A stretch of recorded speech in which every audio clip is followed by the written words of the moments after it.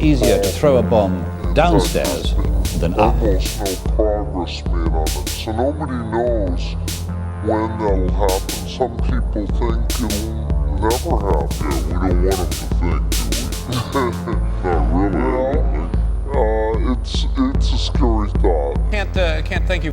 The fact that more than 2 million men have rifles in their bedrooms, and the authorities contemplate this without dismay, is the sign of a stability unequaled by any other country in the world.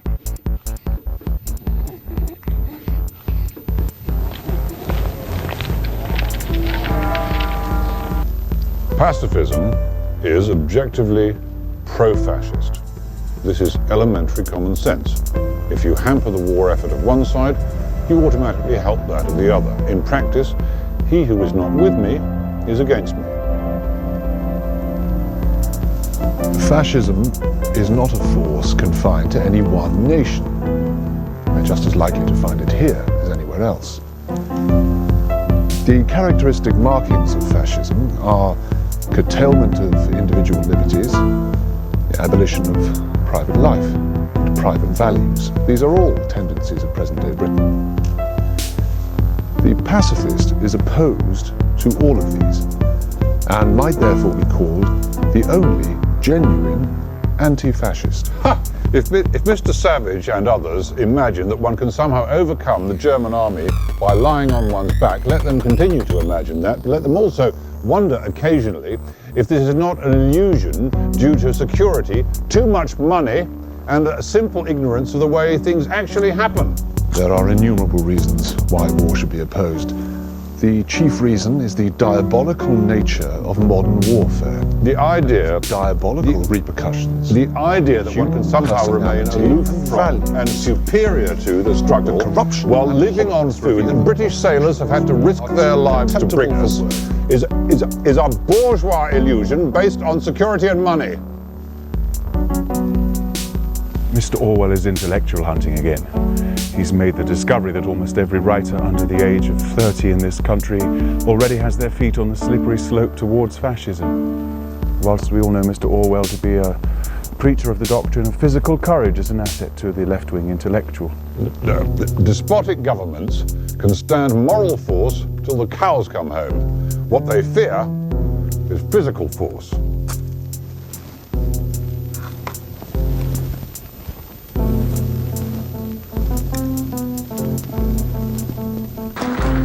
We have got to fight against privilege, against the notion that a half-witted public schoolboy is better for command than an intelligent mechanic. We have got to break the grip of the moneyed class as a whole. There will be a bitter political struggle. We shall have to fight against bribery, ignorance, snobbery.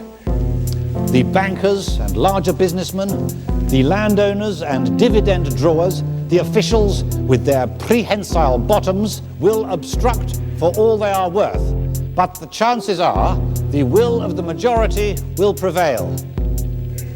We are in a strange period of history in which a patriot has to be a revolutionary, and a revolutionary has to be a patriot.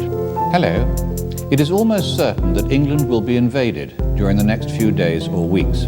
And I want to talk to you about how we at home can most effectively respond to this threat. Our slogan should be, arm the people. Firearms. Everybody should have one and know how to use and clean it. It might just save your life, but more importantly, there's nothing that demoralizes an invading soldier more than being shot at. Hand grenades. These will be absolutely necessary if enemy parachutists with machine guns manage to establish themselves in our large towns. Which brings me to street fighting. Next time you're outdoors, take a look at an ordinary street.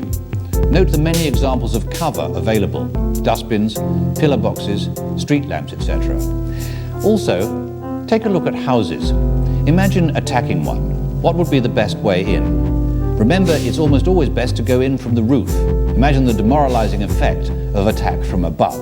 And never forget, it's always easier to throw a bomb downstairs than up. In England, such concepts as justice, liberty, and objective truth are still believed in. They may be illusions, but they are very powerful illusions. And I was at the bottom of my class. I started doing heroin. I went to the top of my class. Suddenly I could sit still. And this is our world in which we have the full right to say that in this and that you have done wrong and deserve to die.